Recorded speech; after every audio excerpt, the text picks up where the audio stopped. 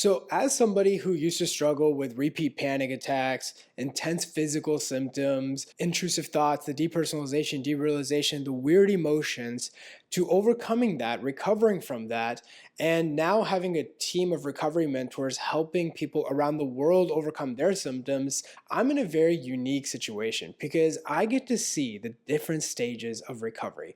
I get to see people at different stages of recovery and seeing what obstacles they experience. And after seeing so many people recover, you start to see patterns. You get to see certain roadblocks during different stages of recovery.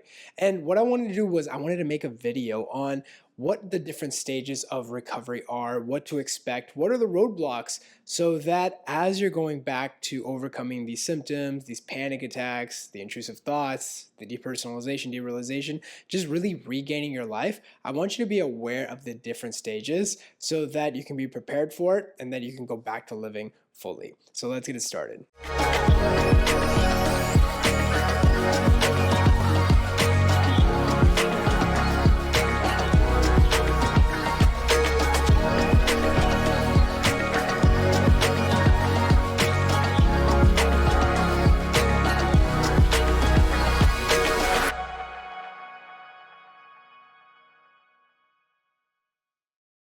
In this video, I'm going to be talking about what are the different stages of recovery and what to anticipate. So I've seen people that have made progress and gotten stuck on a stage. I've seen people who have fully gotten out of it, but may have gone back to different stages. They actually regressed. And during different stages, what worked in some aspects don't work in others. And so I want to talk about what are some of the stages. Now, I think the first stage of anxiety recovery is understanding that what you're dealing with is anxiety. This, believe it or not, was the hardest stage for me because I went to doctors experiencing intense symptoms I had never experienced in my life. And when the doctor did a series of tests, they said everything was fine. It's probably just anxiety. I told them, hey, I know what anxiety feels like. I've had anxiety before. This is not anxiety. And I almost wanted it to be something more serious. I wanted it to be something serious so that the doctors would take me seriously. If you told me I was just dealing with anxiety, I would say, don't we all deal with anxiety at some point? If you're telling me it's just anxiety, that means there's nothing I can do to make this go away, because isn't anxiety technically a part of life? So the first stage of recovery is understanding that what you are dealing with is anxiety. And one of the biggest aspects that helped me on my journey is understanding that anxiety is not just in your mind. It's not just being nervous before a test or filming this video or going on stage. Anxiety is about survival. So it's mind and body. And so the first step for me was broadening the concept of anxiety. It was understanding that what I was dealing with is a nervous system issue. My nervous system was very sensitive. This happened because I hit a stress threshold and my body and mind reacted by becoming more sensitized as a way to protect myself from different stressors. All the symptoms I was feeling was a consequence of that. My first stage was understanding that actually I was healthy. There was nothing wrong. What I was dealing with was a nervous system hyperstimulation issue. It wasn't because there was some malignant illness or there was something wrong with me or I was going crazy. It was because I was dealing with anxiety. Now, this is a crucial stage because if you know that this is anxiety, now you can address the problem. It's hard to address the problem when you don't know what the problem is. So I realized my answer wasn't going to the doctors repeatedly for the same thing over and over again. It wasn't going to an ER. It was understanding that what I was dealing with was anxiety and I had to get to the root of a problem. So that's the first stage of recovery, understanding that what you're dealing with is anxiety. But what happens if it's not anxiety? What if it's something else? Now, this leads to the second stage, which is anxiety sufferers tend to get tricked. They think that, okay, this is anxiety, I'm fine, I'm good.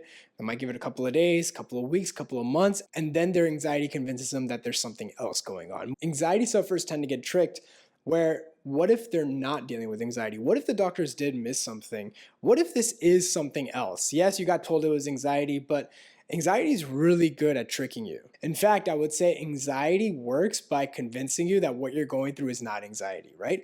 And the way we operate is through worst case scenarios. And so the second stage is anxiety sufferers getting tricked into thinking that maybe it's not anxiety. They're also chasing certainty at this stage. They want to be 100% convinced that what they're going through is anxiety. They need to know 100%. And when they're going through the recovering journey, it can feel like a roller coaster, that it is easy, and especially in the beginning, to believe that what you're dealing with is something else. You might think one morning you have anxiety, and then in the evening you have something else. You feel a little different. Maybe you got triggered in a weird situation, and you start thinking, what if it's this? What if it's that? And this is where Google comes in, right? This is where people start Googling their symptoms. And no matter what you experience, whether you experience anxiety or not, if you Google enough, Google is really great at convincing you you have something. If you put in all your symptoms in Google, it will show you the worst case scenario, and it will be very believable. There were so many times on my recovery journey that I put in a symptom and I was shocked. I would tell myself, oh my God, I have MS, I have ALS, I have inflammatory bowel disease, I have this, I have that. There was one time I even thought I had mad cow disease. I know I can laugh it off now, but at the time I was convinced. I thought, oh my God, how am I going to be dealing with this? And I started learning about how mad cow disease works. What is it? Like, what can I do to make it go away? And the more I dove into it, the scarier it got. And what just happened was, even though I knew it was anxiety at one point, I got tricked into thinking it was something else. So the second stage is understanding that it's not the physical symptoms that matter. It's actually the intrusive thoughts, the judgments, the labeling of what you're experiencing. This is where, unfortunately, the internet has made recovery more difficult. What happens is that you don't have just access to information, you have access to misinformation. And what happens is that anxiety sufferers tend to self-diagnose themselves constantly. And this is why it's so important to get everything ruled out by your doctors and believe them. But even though you speak with doctors and they say everything is fine, anxiety can be so convincing. The feeling can be so strong that they've missed something, that if people don't recognize the thoughts, the patterns, the behaviors, the judgments behind it, well, they're always going to get tricked. One day it's one symptom, next day it's the next symptom. And what happens is family members start getting annoyed and tired of you constantly bringing up these symptoms to them. They see what's going on, they see the trick, but they get frustrated that you're not seeing the trick. And that is because you're too labeled with the thoughts. So the second stage is recognizing that it's not just the symptoms, but it's the thoughts that are attached to it. You have to recognize that those thoughts are also an offset of anxiety. So how to respond to those thoughts, how to respond to those physical symptoms. You'll learn more when you start your recovery by joining the mentorship, or if you want, you can just watch other videos on my channel. I talk about this in multiple videos on this channel. So it's learning how to respond to those things, but then basically making your anxiety umbrella bigger. It's understanding that it's not just feeling nervous. Anxiety is not just about feeling nervous, but it can also create intense physical symptoms. But then going deeper and recognizing that it's attaching meanings, it's attaching judgments, it's self-diagnosing, it's those intrusive thoughts that's keeping the anxiety alive. That is also anxiety. Now, one of the interesting concepts that people learn when they're trying to overcome their symptoms is acceptance, right? And so what happens is that when people are dealing with these symptoms for so long, when it takes so much away from their life, they are so focused on making this go away. They may have tried lavender oil, they may have tried breathing techniques, they may have tried certain supplements, anything and everything to make their symptoms go away. They might have done lifestyle adjustments, maybe yoga, maybe meditation, maybe sleeping more, just doing whatever they can so that they can make this go away. That in itself becomes a habit over time. And so the third stage is being stuck in this compulsive avoidance phase. As you learn about anxiety recovery, you will learn that it's not about avoiding the symptoms or the sensations or the feelings. That's actually fueling the symptoms. So then the concept of acceptance comes in. It's like, okay, well, if I allow the symptoms to be there, if I accept them, then they'll go away, right? And so what happens is people get stuck in this stage where they try to accept their symptoms away. They're still coming from the frame of, I want these symptoms to go away, so I'm just going to accept it. I tried this technique. I tried that technique. Okay, well, acceptance is another technique. Let me try that. And they'll do it for a couple of days. It won't work. And they'll be like, look, acceptance doesn't work either. And what happens is people become ingrained in hating the symptom. If the symptom pops up, it's ruined your day. No matter what happens, if the symptom is there, you have to do everything to fight it. So the third stage is learning to change your relationship to it. This is where people are like, how can I accept the symptom? The symptom sucks.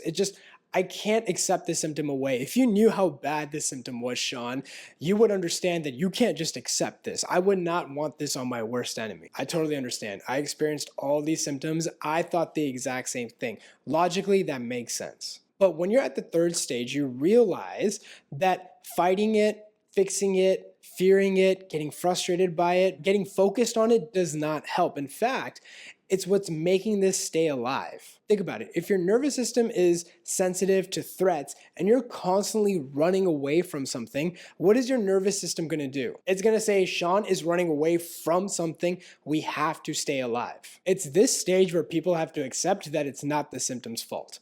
What's keeping this alive is that they are resisting the symptom. So at this stage, it's not about I want the symptoms to go away, so I'll accept it. It's understanding this fundamental truth of resisting it doesn't do anything. And if you're lucky, you'll have the realization that you getting frustrated by the symptom, focusing on it, fearing it, fighting it, that's actually what's keeping it alive. So then what happens? Well, at the next stage, you stop trying to fight it. You stop trying to pause your life. You learn to live with the symptoms. Anxiety sufferers have a hard time doing this in the beginning because it was either or. It was either the symptom is there and they stop everything they're doing, or the symptom wasn't there and they go back to living. Now they're in this weird gray area, this area where their symptoms are there. Sometimes it's incredibly strong, but they're choosing not to react to it. They're choosing to go back to living even though the symptoms are there. They feel very incongruent because they're feeling a certain way. They feel like they need to fight it, but they're going on to living their life. It's almost like they're feeling like they're ignoring it. Now, they're not ignoring it, right? Ignoring is a form of distraction. It's still a form of avoidance, right? Ignoring something is actively choosing not to pay attention to it, not to even acknowledge it. And so it's at this stage people learn to live with the symptoms and keep going. Now, here's where things get very interesting, which is as they learn to let the symptoms be there and they go back to living, they sometimes have gaps where they're not experiencing symptoms. They're actually getting better. They recognize that if they don't focus on it, if they don't catastrophize, if they don't ruminate on it and they go back to living, the symptoms do subside. And depending on what's going on in your life, if you get really involved in something, you'll sometimes even forget that the symptom was there. You won't even know if the symptom was there. You were so focused on what you were doing, you didn't even realize if the symptom was there. So at this stage, people go back to living. They get more involved in life. And here's the stage where we experience a setback. Now I have to be transparent. I do not have any notes on this video, so I forgot what stage I'm at, but I'm sure you are following along. I'm just basically expressing the different stages I've seen. I haven't written down my notes, what the stages are. I'm just telling you a high-level view, and I've just managed to forget what stage I'm at. But regardless of what the number is, this is where people experience the first setback. Now, a setback is not a bad day. It's not a day where it's like, oh, the symptoms are there. This really sucks, you know? A setback is where it feels like you're back at square one. It is so intense that you almost have to stop and be like, whoa, whoa, whoa, what's happening? What triggered this? It feels like you've made no progress. It's a phrase that a lot of people say, which is, I'm back to square one. Now, setbacks can feel like a ceiling. It feels like you're trying to recover, but every time you hit a setback, you fall back down. So at this stage, it's learning how to deal with setbacks, learning how to respond with setbacks. And what happens is when most people experience a setback, what they often do is that they change up their style. They do something else. They are like, okay, well, maybe I need to try something else. Maybe the idea of acceptance or living my life, oh, is only taking me so far. Now I need to do something else. And so what happens is this is a great time where people get stuck in what we call shiny object syndrome. I've seen people in my program get distracted by other things and buy things online, go to other coaches that preach something else. They try to do all these things to make it go away. And what happens is they spiral back. So at the next stage of recovery is learning how to address the setbacks. Now, just to give you a little example, again, I've made more YouTube videos on it. The goal during setbacks is to be consistent. It's not about changing your response based on the symptoms. It's understanding that your measurement of progress has nothing to do with the symptoms. It has everything to do with the response. So if the symptoms are really high and you keep the response consistent, that is the highest form of recovery. That's the highest form of progress. I remember when I had my first breakthrough with a setback, I was like, okay, I know what to do. So anytime I experience the symptoms, no matter how high it is, the goal is just to stay as consistent as possible. It's to stay on track. Before I was doing X, Y, Z, I was doing this, I was doing that. Okay, so the goal is just to stay consistent. Now, as you're doing this, as you're breaking through setbacks, now something interesting happens, which is core confidence. In this stage, you really start regaining confidence. In fact, you might even have more confidence than before. The reason why I call it core confidence is because confidence can often be situational. If I'm in a situation where I know everybody, I'm going to be more confident than if I'm in a situation where I don't know anybody. But when you're going through this recovery journey and you're seeing how things play out, now you're developing core confidence, which is no matter what's happening, whether you're experiencing the symptoms, whether you're not experiencing the symptoms,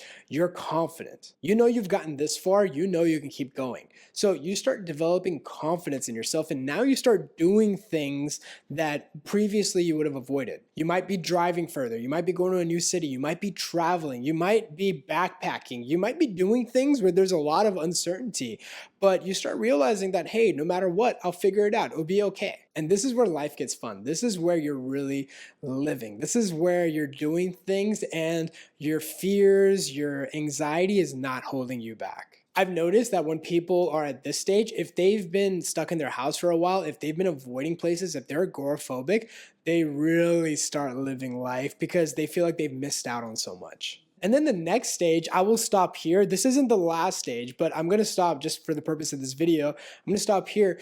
Now it's about understanding the habits and behaviors that made you fall into the cycle. Now, it's at this stage that I personally find that if somebody doesn't fix their limiting beliefs, the mindsets, the unproductive thinking habits, this is where they typically fall back into the cycle. Now, I want to ask you something that's very critical, okay? Something that's actually pretty important that might sting a little bit. There are people that have experienced exactly what you have experienced, and yet they never got stuck in the cycle. They experienced what you experienced, and they just went back to living and everything was fine. Now, my question to you is, why did you get stuck? This is different than you falling into the cycle. A lot of people just fall into the cycle because they don't know what's happening. They're not aware of the mechanics. They haven't been educated on how the mechanics of the mind, how anxiety works.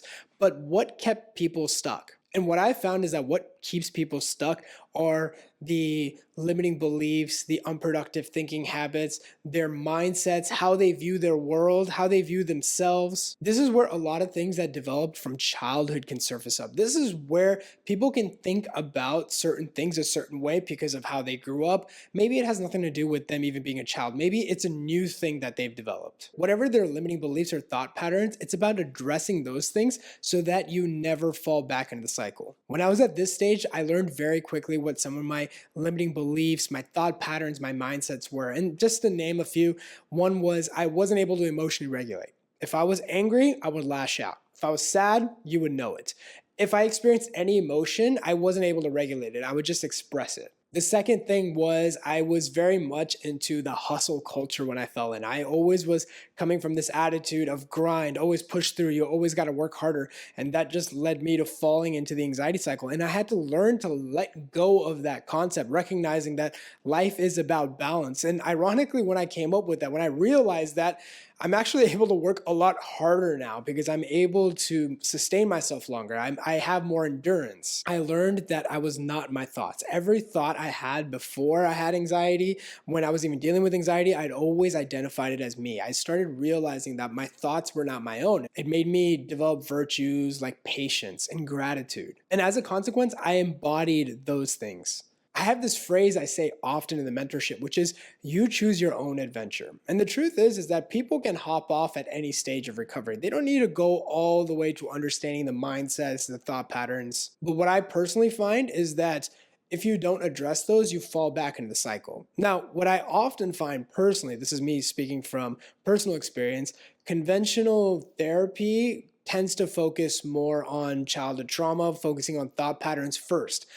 I actually think they have it backwards. I think it's more important to understand what's happening and what are actionable steps you can do right now so that you can start uncovering the cycle and start reversing it. Once you're at a much better, stable place, now you can start investigating these things. But when you feel like every heart palpitation is the onset of a heart attack, whenever you feel your brain fog is because you're dealing with Alzheimer's, whatever you're dealing with, going into childhood stuff or even going into unproductive thinking habits, forget childhood, forget all those things. Let's say whatever you're experiencing right now, whatever habits or mindsets you developed maybe recently, addressing that right now is not going to be the best time. And so this is where anxiety recovery turns into self-development. This is where it's no longer about trying to address your symptoms or how you feel, but now it's starting to question, well, if I didn't develop these thoughts, if these thoughts aren't my own, if I'm starting to learn more about myself, what else is there? What else can I learn about myself? And this is where true self-development comes in. This is where you start uncovering who you are. You are not your thoughts. You start going deeper into the core essence of who you are. And this is a beautiful journey. This is a journey of self-exploration.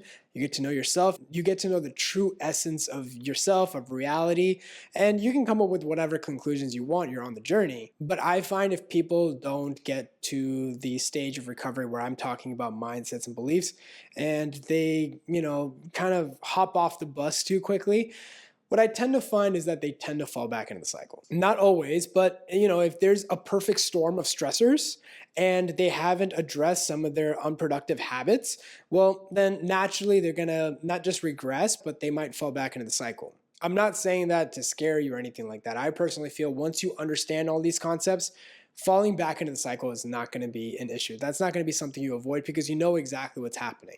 But if you can understand these different stages of recovery and you realize that recovery is a lot more layered than you think, you'll be set up for success. I hope you enjoyed this video. Let me know in the comments how many stages was that. I honestly don't even know. If you want to know more resources, I'll put a link down below. There's going to be a bunch of resources. There's success stories. I have the recovery mentorship that I'm just launching. I have a bunch of resources that's going to help you on your journey. Stay strong, and I'll see you in the next video.